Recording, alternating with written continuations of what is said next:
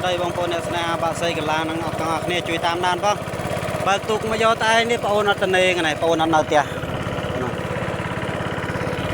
បើកទូកមកយកតែបងប្អូនបើកទូកមកយកតែទៀតបងប្អូនអត់តនេផងបង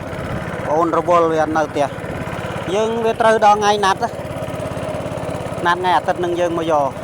តែមកអត់ជួបម្ចាស់គាត់ស្ដាយបងប្អូនហើយបានធ្វើវីដេអូឲ្យម្ចាស់គាត់វាប្រភេទជុលចឹងមិនឃ្លីបក៏មិនទាន់បានយកផងគាត់ណែចាំថ្ងៃក្រោយអត់អីទេវាអាងចាំជួបគ្នាថ្ងៃក្រោយចាំយកឃ្លីបគាត់តាមក្រោយឃ្លីបជុលបកយប្រហើយណែបាទបងប្អូនជួនប៉ហេងចាញ់ទៅនៅត្រង់បានប៉ាថ្មីជួយជំរុញចម្រើនប៉ាផងកូនស្រឡាញ់ណាបងប្អូនអើយស្រឡាញ់ណាមិនធម្មតាទេបាទអានេះចេញមកពីត្រង់សៀបឺតថៃគាត់ទិញមកតាំងពីមកសបុកទិញមកសបុក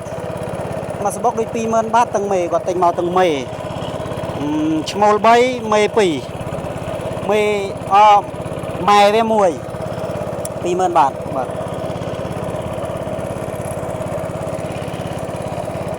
ណែបងប្អូនអរគុណច្រើន